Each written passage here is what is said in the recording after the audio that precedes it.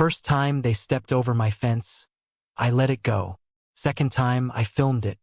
Third time, they sent a drone and I brought out Eleanor, my shotgun. That's where it really began. No yelling, no big scene. Just a man on his own place, standing on one side of a line someone else decided didn't count. People think Texas is all dust and cattle. Out here, dust is blood and cattle is family. The ground remembers. Every boot, every fence post, every rain that never showed. Keeps history the way a man keeps scars. Quiet, but there if you know how to read it. Name's Jed Graves. I've worked this land since I was old enough to follow my granddad with a feed bucket. 280 acres of sunburned dirt, cedar, barbed wire, and pride. All of it locked up in a land trust he set up in 1954, back when a handshake meant more than a 20-page contract. No commercial zoning, no residential plat, and sure as hell no HOA. Folks ask why I never sell, why I stay put while the city crawls closer every year. Truth is, I don't hate people, I just like cows better. Cows don't gossip, don't lie, and they sure don't roll up grinning at your gate with a clipboard and a plan for harmony. I believe in 3 things: boundaries, honesty, and work. A fence isn't decoration. It's a promise. You mind what's yours, I mind what's mine. That's how it always was here, until they showed up.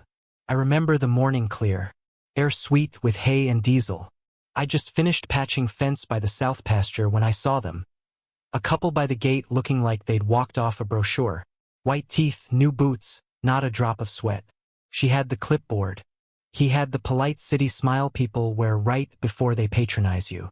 "Mr. Graves," she called, chirpy as a bird that lost its tree. "We're with the Sage Hollow Estates Welcome Committee." I didn't answer right off. Wiped the dust off my hands, leaned on a post and looked them in the eye. They had that look that says, "We already know what's best for you." That was the first crossing. First time someone stood on my land and acted like they owned the air above it. I gave them the benefit of the doubt. Figured they were just new neighbors who didn't know the line they were about to trip. I was wrong. Out here, the barn, the fences, the pond by the cedar, all of it is memory nailed into soil. It's what's left when the world turns plastic. You spend a lifetime keeping something alive through drought, taxes, and time. You don't let people redraw it because they bought a code for a gate. So the first time they came, I let it slide. Second time, I filmed. Third time, I decided this wasn't going to be some petty neighborhood spat. It was going to be a lesson in Texas geography. Out here, a man's land isn't just where he lives. It's who he is. And some lessons you only teach once. They named it Sage Hollow Estates. Hell of a name for a place without a sage tree or a hollow worth walking. Just rows of houses pressed up against my south fence. Identical roofs, manicured lawns, fences painted surrender white. Like someone photocopied the suburbs and dropped it in real country. "Escape to the country," their signs said, "without the country." That's exactly what it was. A plastic version of freedom. I watched it go up from my back pasture. Heavy equipment came first, slicing the earth like they were cutting open something that never asked to be touched. Then the flags, the glossy signs, the tar smell of asphalt and promises. I didn't say a word. Not my business, long as they stayed behind their own wire. But one thing I've learned. Sooner or later, someone decides your fence is a suggestion. That Sunday, the air was clear enough to see the river bend. I was fixing wire on the south side when I heard gravel crunch. 2 shadows at the gate, early 40s, dressed more for brunch than a barn. He gave a small practiced wave. She hugged a clipboard like it was a badge. "Mr. Graves," she called, bright and chirpy. "We're with the Sage Hollow Estates Welcome Committee. Just checking in on our new neighbors." Neighbors. Out here that word means something. From her mouth, it sounded like an application form. I walked up slow, wiped sweat with my forearm, leaned on the post, and let the silence itch. She cleared her throat. "We're holding our first community improvement meeting next week. We'd love your input, especially on fencing uniformity, lawn standards, and livestock visibility." I raised an eyebrow. "Livestock visibility?" She nodded, all earnest. "Some residents have voiced concerns about agricultural aesthetics. We want everything cohesive for property value alignment. That's when I cut in. I'm not in your community, ma'am. This is private land. Always has been. Her smile slipped, then came back brighter, like she'd turned the wattage up. Well, technically, the county shows your property as adjacent to Sage Hollow. Adjacent ain't included, I said. I didn't sign a thing. I don't pay your dues, don't follow your rules, and I sure don't need your meetings telling me how tall my grass should be. The man laughed politely like I'd made a joke. The woman blinked and scribbled something. We just want to keep things harmonious, she said. We're plenty harmonious on this side of the fence, I told her. They left with a few more canned pleasantries, talk of potlucks and shared spaces. As they walked off, I saw him turn and sneak a photo of my barn. First picture. Wouldn't be the last. Weeks went by. More of them showed up. Different faces, same script. Always clipboards. Always neighborly. I started hearing phrases like visual cohesion and shared expectations. Pretty words that boiled down to, we don't like looking at your cows or your fence. At first, I stayed civil. Told each of them the same thing. My land's not under your HOA. You don't pay taxes here. You don't make rules here. One afternoon, I even hauled out the old trust deed, paper older than most of them, and held it under a woman's nose. She glanced at it like a menu. Well, the spirit of the law matters too, she said. I smiled slow. The spirit of the law don't sign property lines. That was the last time I wasted politeness. The rot started quiet. A friendly knock here, a quick question there. Then they were taking photos from the road like I was some exhibit in a museum of stubbornness. I set a logbook on the kitchen counter. Dates, times, names if I caught them. Not out of paranoia. My granddad always said, when people start pressing your line, keep records. Out here, proof outranks opinions. By the third month, the pattern was clear. Different faces, same tone, clipboards like sidearms. Fake sweet questions. Consider updating the barn siding? Think your property might feel more welcoming without barbed wire? Sometimes I answered. Sometimes I just stared. They kept coming anyway. Then the drones started. The first one came on a still Wednesday. Sounded like a lost hornet. It hovered low over my hay barn, red camera light blinking. The cows ignored it. I didn't. I scooped up gravel and let fly. Pebbles pinged off its shell hard enough to make it wobble. It retreated south toward Sage Hollow like a dog that had been smacked. I figured that might be the end of it. 3 days later, another one, newer, quieter, flying higher. They were learning. So did I. That weekend, I drove past Bastrop to a bait shop, paid cash for 4 trail cams and some cheap audio recorders. Mounted 2 cameras inside birdhouses, one in an old feed bucket by the gate, one in a tired cedar post. Hid the mics in coffee cans that looked like junk. I wanted them feeling brave.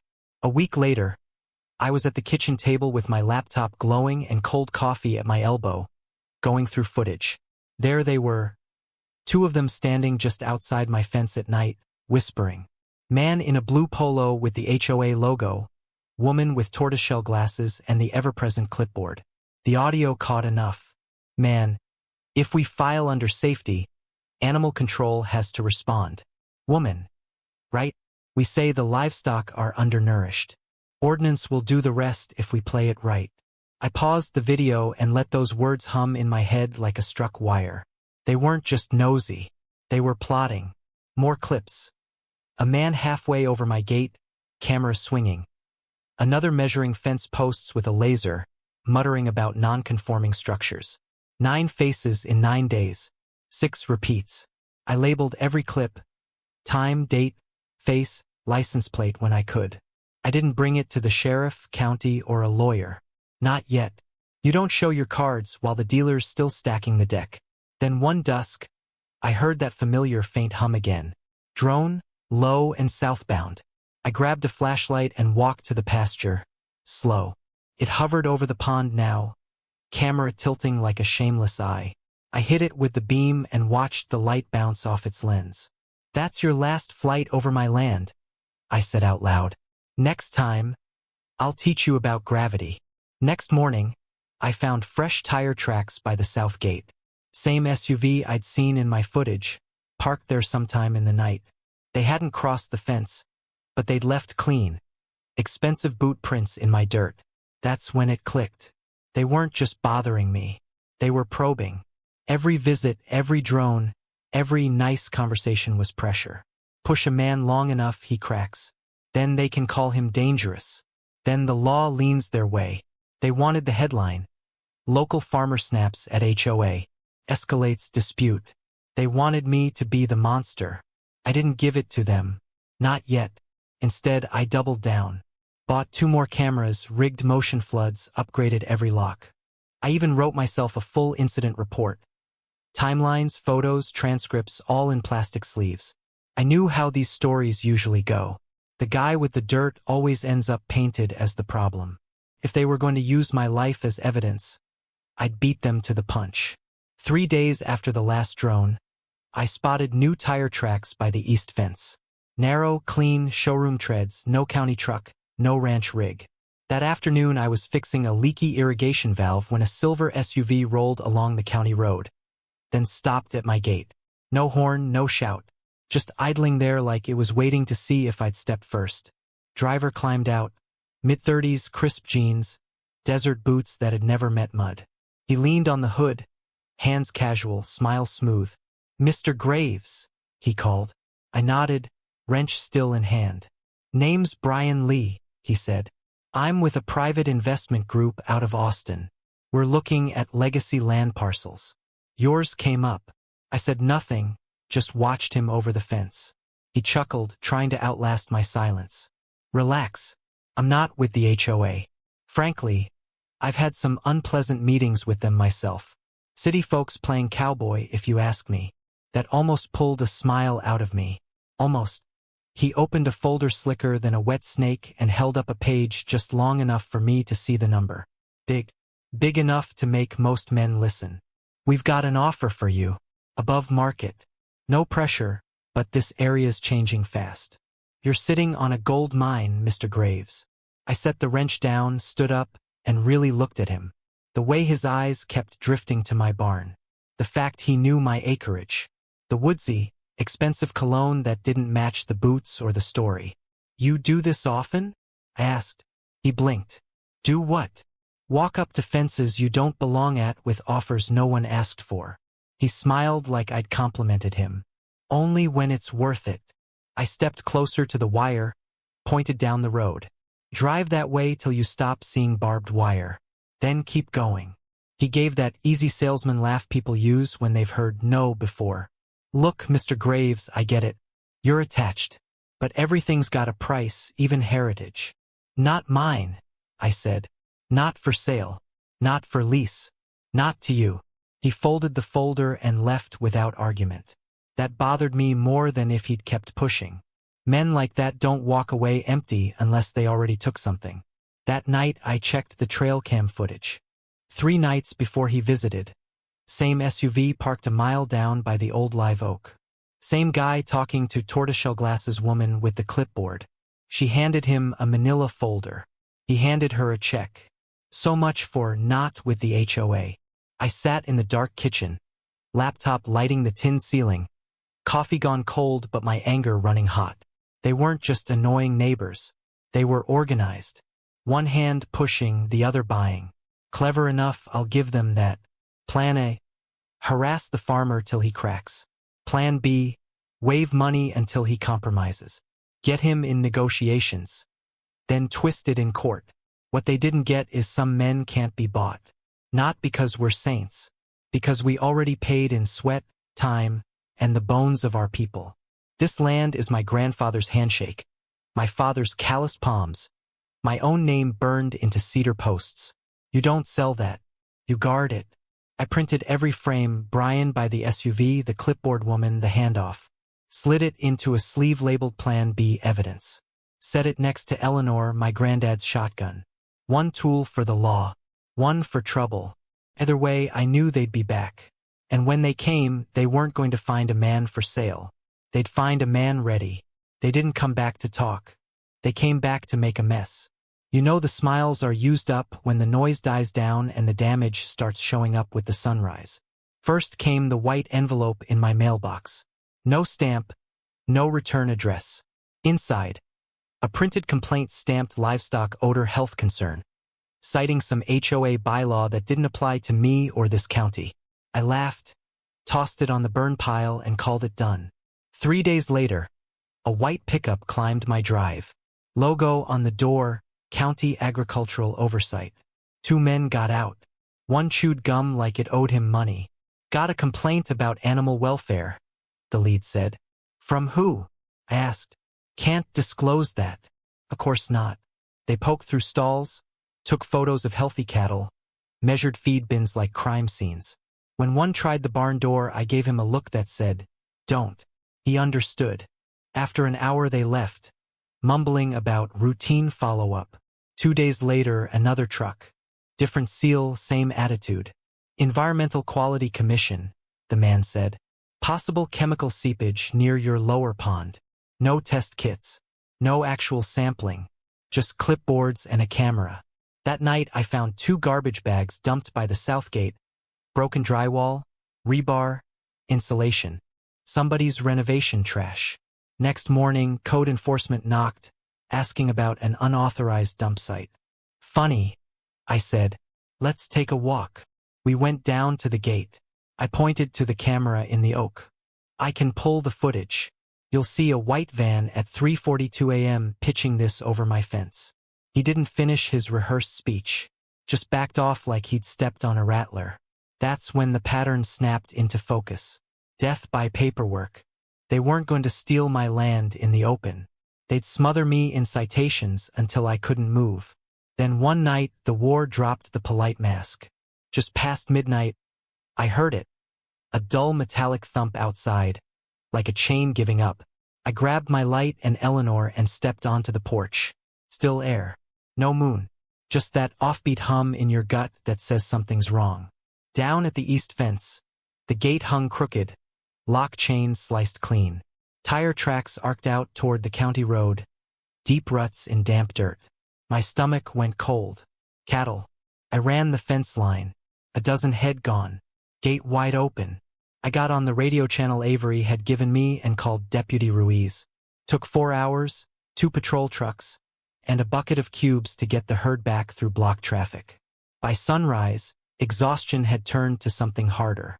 That afternoon, a legal office tied to Sage Hollow called. Crisp woman's voice. We've received several reports about loose livestock from your property creating a community safety risk. Have you considered relocating them to a more suitable environment? I hung up without answering. That evening, I ran chain through every gate twice, threw on new locks, mounted brighter motion floods, and updated my cameras with longer lenses. I worked through the night and into first light. Next morning, a hiss woke me. Soft, steady, unmistakable. A tire bleeding out. By the time I got outside, both rear tractor tires were dead flat, slash deep. On the workbench, the irrigation control tablet lay smashed to plastic and glass. They'd been on my land again, close enough to smell oil and hay. I stood there listening. Crickets. Faint highway hum. Nothing else. That silence had weight. Something old and hot crawled up my spine.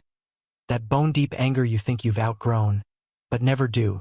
The kind that settles in your ribs and waits. I went inside, opened the gun cabinet, brought out Eleanor. The oak stock fit my shoulder like my grandfather's hand. I loaded her slow, shell by shell, the way he taught me. Like prayer. Then I sat on the porch and watched the dawn paint the horizon. The cattle moved, calm as Sunday. Strange how animals can live peace while men invent new reasons to fight. Part of me wanted to drive to Karen Steedman's trim little porch and show her what a real Texas welcome committee looks like. But my gut told me to hold. Whoever was behind this wasn't done. And I was finished playing pure defense. Morning after they carved the tractor, I was still on the porch when tires crunched the gravel, steady and official. County white and green cruiser. Stopped by the barn. Sheriff Avery Lawson stepped out. Hadn't seen Avery in full uniform since he was a young deputy helping my dad stomp out a grass fire 15 years back. Back then, he had black hair and a grin that could tame a rattlesnake. Now he was grayer, grin replaced with something sharper. He leaned on his door and squinted. "Hell, Jed, you look about ready to declare war." I nodded toward the crippled tractor and smashed tablet. He walked over, crouched, ran a finger along the cut. His jaw tightened.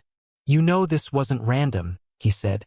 "I've got cameras," I told him. "They came through the drainage ditch. Gloves, hoodies, knew my blind spots." He stood, brushed off his knees, scanned the place. "They're getting bold." Then his voice dropped low. "You might want to sit." I stayed standing. He sighed. "Fine. We've had a leak." One of the HOA board members flipped. Young guy new in the neighborhood. Says he couldn't stomach what was going on. He gave us a recording. Avery pulled a flash drive from his coat, wrapped in a folded note. "Jed," he said, handing it over. "It's bad. Karen was caught talking about a plan to contaminate your pond. Synthetic fertilizer, enough to trigger an EPA alert. Make the land look toxic, get the county to step in, seize it or zone you out." Her words. "If we can't make him sell, we'll make it impossible for him to stay." I stared at the drive. Didn't need to hear it to know the stink.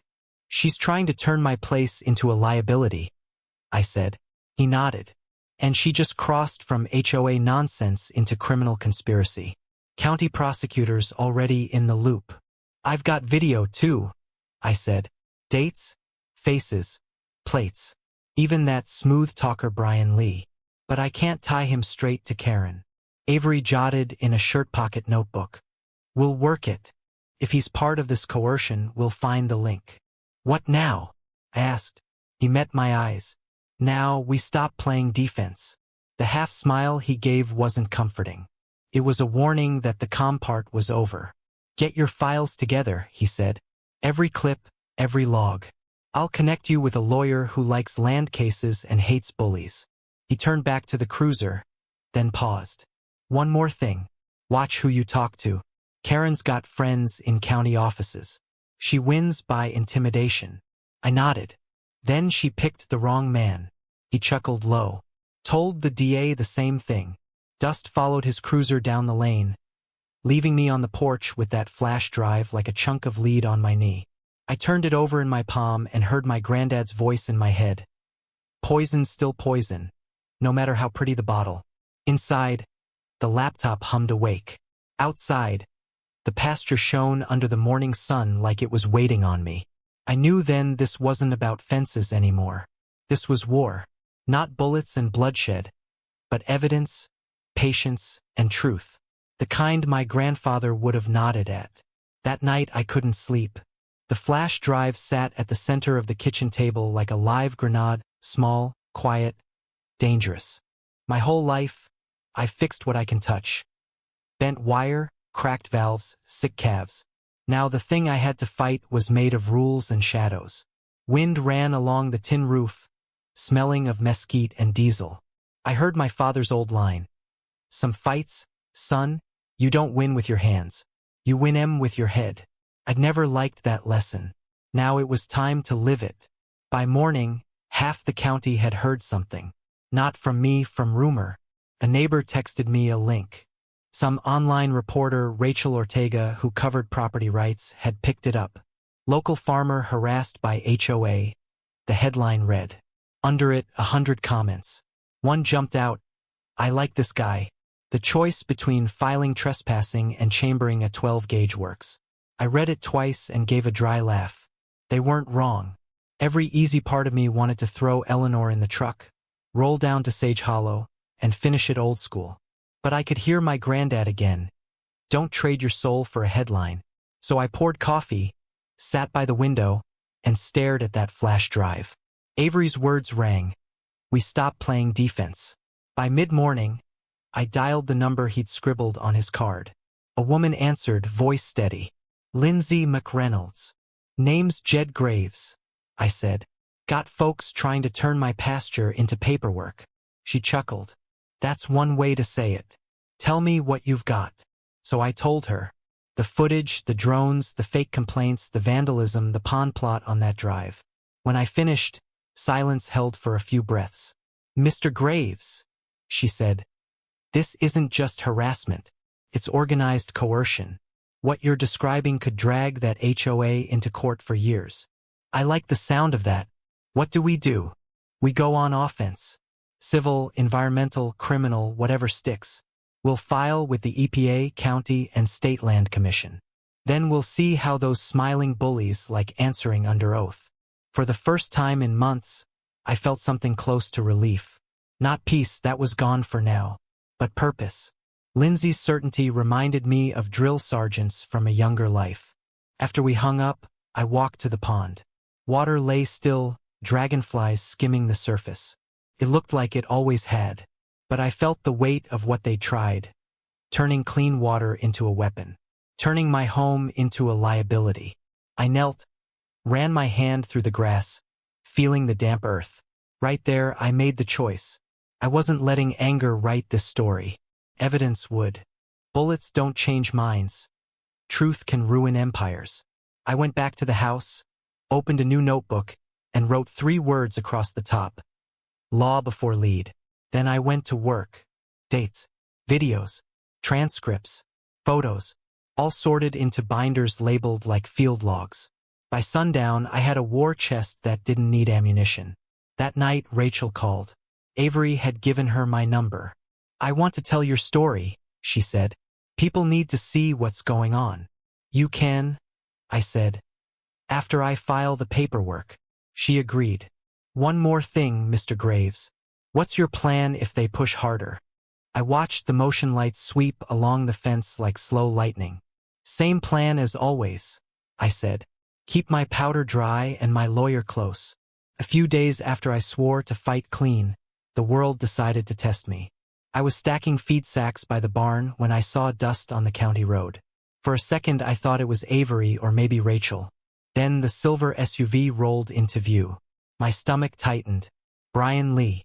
He parked at the same stretch of fence, walked up slower than before.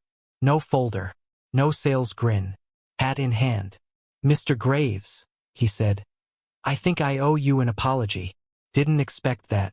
Didn't figure I'd see you again," I said. "Didn't figure I'd come back." He rubbed his neck, eyes on the dirt. "Turns out the HOA's been using me as a cutout for things I didn't sign up for. After that last meeting, they froze a payment and tried to hang the blame on me. Guess you learned what kind of folks you were working with." He nodded. "I did. And if you're interested in turning the tables, I've got a way to help." I didn't trust him, but I don't trust coincidence either. So I listened. He'd done work for developers before, knew how they leaned, how they cut corners. "Karen's desperate," he said. "She's losing the board but still has friends on the planning committee. If you want to beat her, you have to rattle her. Nothing scares her more than losing control of the story." I leaned on the post. "You suggesting what I think?" He grinned. "Ever use a backhoe?" That made me laugh. "Every man out here has used a backhoe." "Good," he said. "Then start digging." That weekend I borrowed my buddy Hank's backhoe, drove the big yellow beast to the south pasture where Sage Hollow had a nice clear view. I spent 2 days digging 6 neat trenches, long and deep enough to look like a project from a distance. Could have been septic lines. Could have been a foundation. I didn't put out signs. Didn't answer curious looks. Just kept digging until I saw a white SUV slow at the ridge and someone raise a phone for pictures. By Monday, rumors buzzed. Rachel called. "Internet's on fire," she said. "They think you're building retention ponds or prepping to develop." "Let 'em guess," I said. Tuesday brought my first visitor. Short-sleeve dress shirt, Sage Hollow badge, marching up the lane like he owned the county. "Mr. Graves," he began, "we've received reports about unauthorized excavation that could pose a safety hazard to the community." I held up a folder. Inside, a 1972 county document and a fresh permit I'd filed 3 days before, approved and stamped. "Runoff control trenches," I told him. "State approved. Helps with erosion and pond overflow. Thought you folks liked the environment." He blinked like I'd slapped him with logic. "Well, we just want to make sure." "You want to make sure I'm still the villain," I said. "You're welcome to read the permit." He didn't, just backed away muttering about awareness. That night, my cameras finally caught what I'd been waiting on. Headlights creeping down the lane.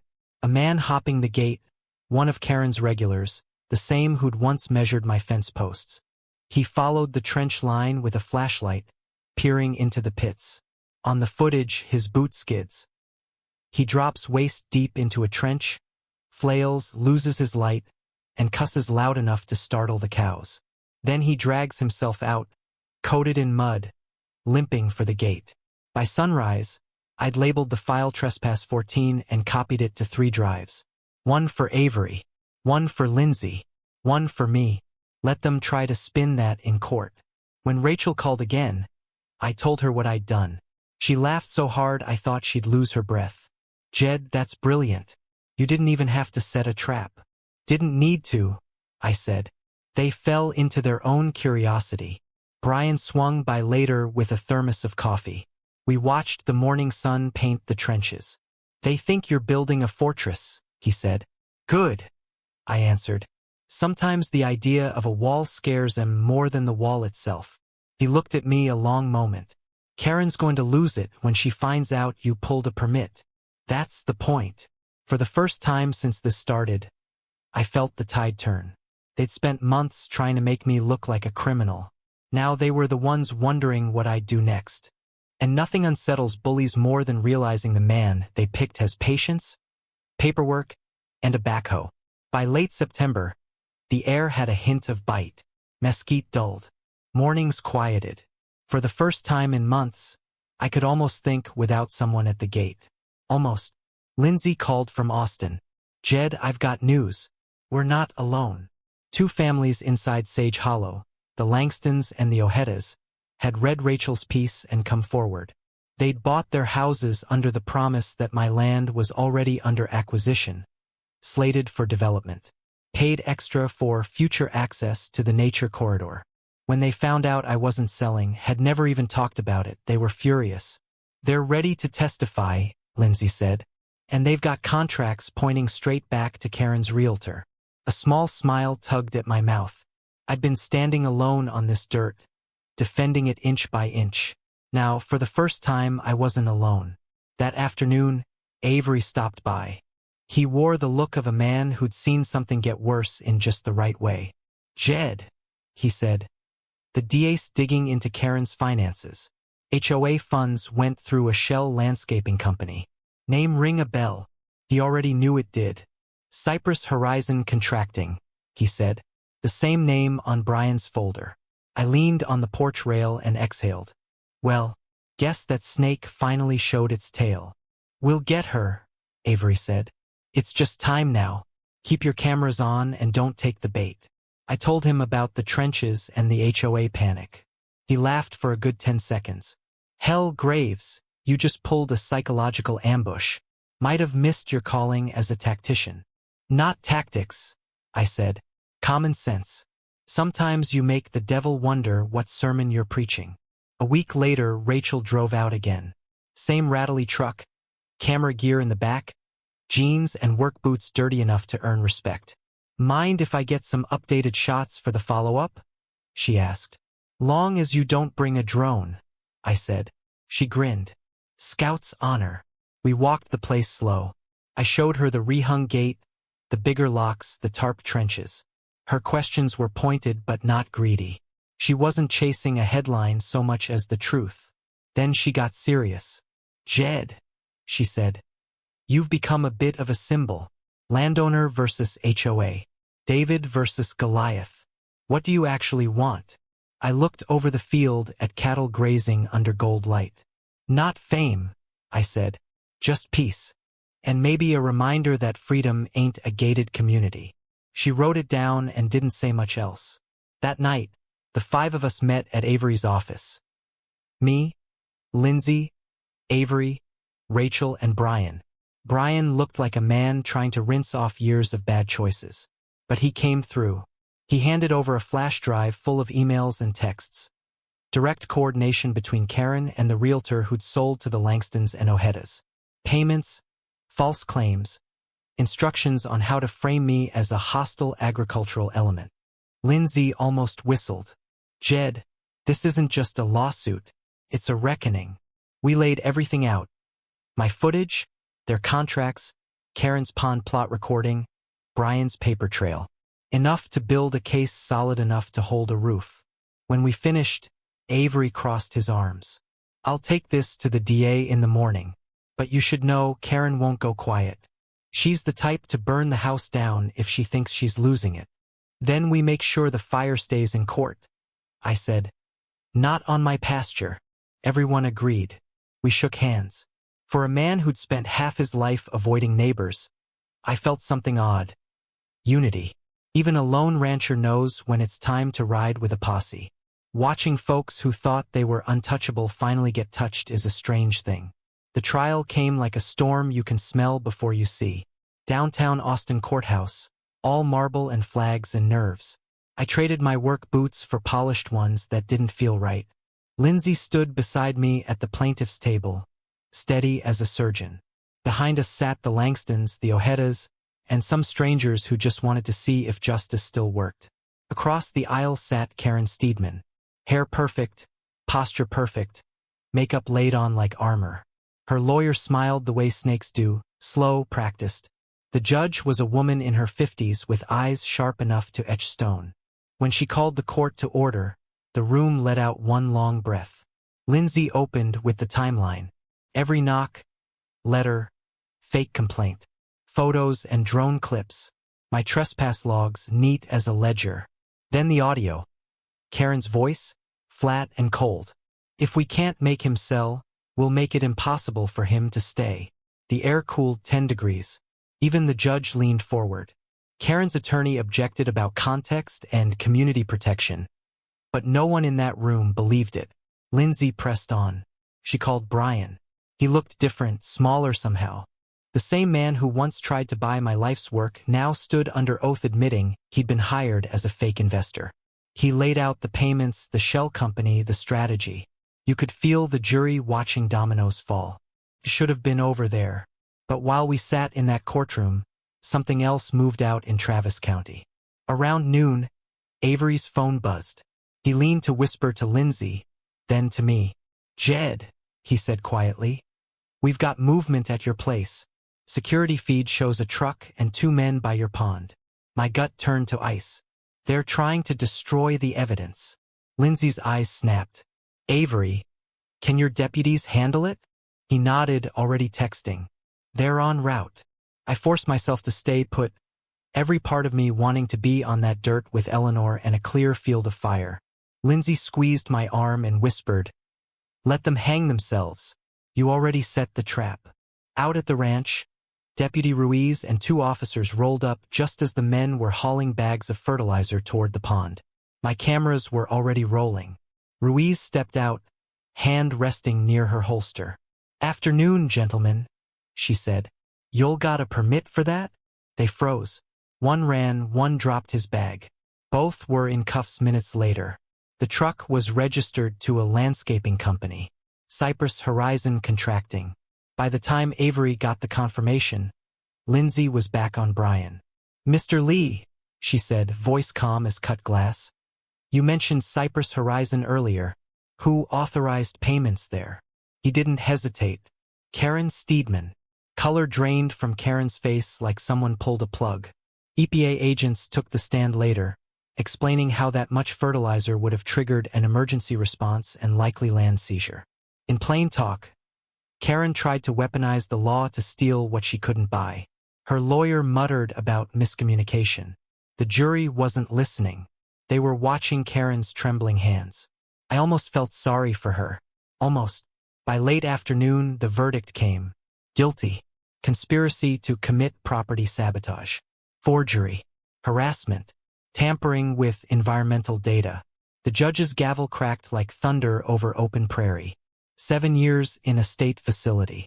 Lifetime ban on HOA or corporate office. Just like that, the war was done. I didn't celebrate. Not yet. I had one more stop to make. That evening, I drove home. The sky bled orange into purple.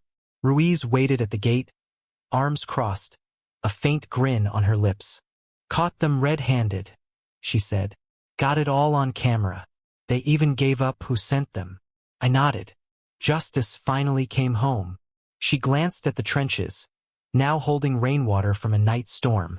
"Looks like you dug the right kind of holes after all." I laughed. "Maybe I did." When she left, I walked to the pond. The water lay clear and calm. Everything they'd tried to poison was still breathing. I realized then I'd been fighting so long, I'd almost forgotten what peace looks like. It looks like still water, a clean sky, and no strange boots crossing your fence.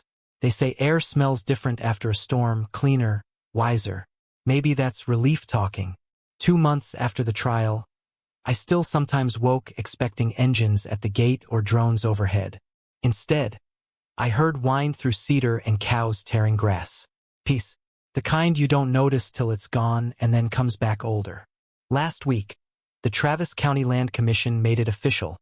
Sage Hollow Estates HOA dissolved. Assets frozen. Board members fined. Turns out I wasn't their only target. 3 other landowners came forward with the same forged maps and fake boundary lines. The story stopped being about me and became about everyone who's ever stood at a fence and said, "This far, no further." Rachel called it the reckoning. Her article hit papers from Houston to Amarillo. Then CBS picked it up. Then NPR. Next thing I knew, I was a headline. The farmer who broke the machine. I hadn't asked for it, but I didn't turn it down. Sometimes people need proof that regular folks can still win. Letters began to show up in my mailbox, handwritten from Wyoming, New Mexico, and everywhere in between. Most said thank you. Some had photos of their own fences. One man mailed a belt buckle stamped, "Private land, public spine." That one made me laugh out loud. Guess I'd become the mascot for stubbornness. Avery swung by one morning with breakfast tacos and a folded paper. "You're famous," he said, dropping it on the table. Front page. Me outside the courthouse, hat in hand, sun catching the brim. Headline: "The farm that wouldn't budge." He grinned. "Told you we'd stop playing defense." Brian came by that week too. He looked like a man who'd finally slept well.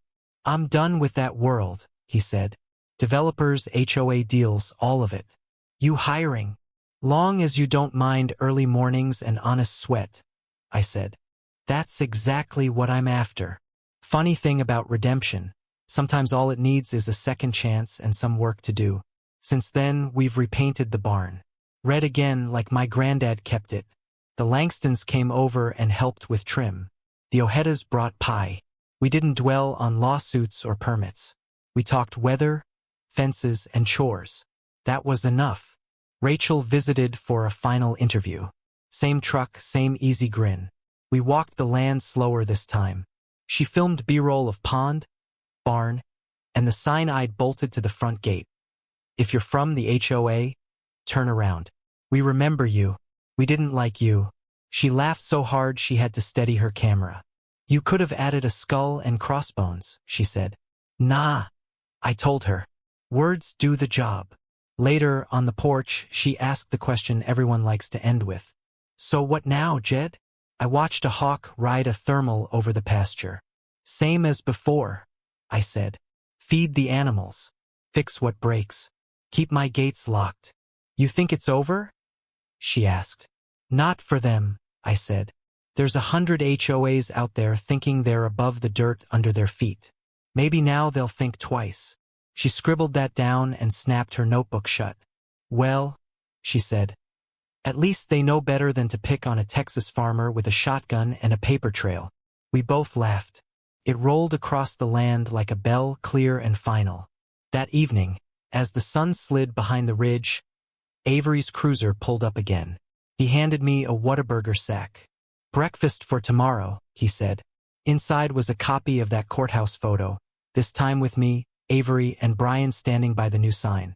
Across the top, he'd written, "To the man who reminded Texas what fences are for." I taped it inside the barn next to my granddad's old branding iron, then leaned against the doorway and listened to the crickets and the easy hum of a place finally left alone. People talk about freedom like it's some big, complicated word. It's not. It's simple. The right to live on your own dirt without someone else redrawing it. As long as I've got breath, that line stays mine. These days the ranch looks much like it did before all this. Straight fences, fat cattle, pond clear as glass. You'd never know how close it came to being wrecked by a handful of people who thought paperwork beat roots. Some mornings I walk the south fence at sunrise. Dew clings to the wire, catching light like silver. Every post is a story not just of boundaries, but of belonging. That's what the city crowd never grasped. A fence doesn't just divide. It defines. Says, this part's mine to care for. That's not greed. That's duty. Old-timers used to say a man's land is the only thing that truly remembers him.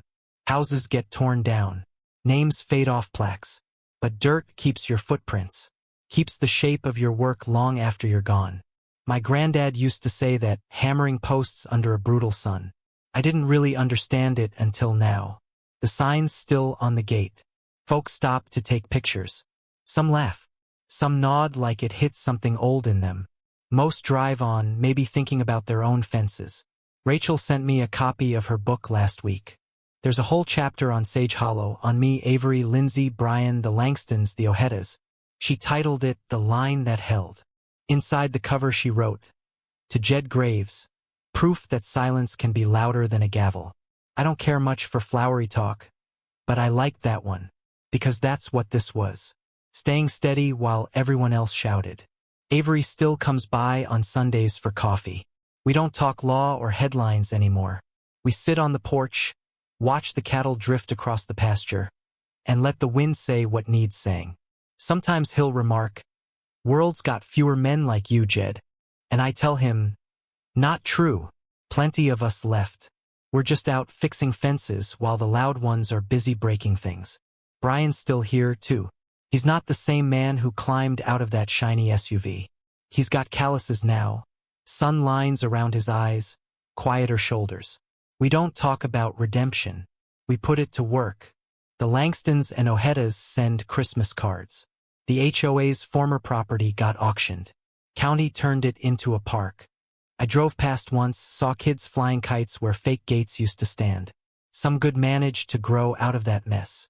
When the evening light hits just right, shadows stretch across the pasture. Mine, my grandfather's, maybe my father's if the wind is kind.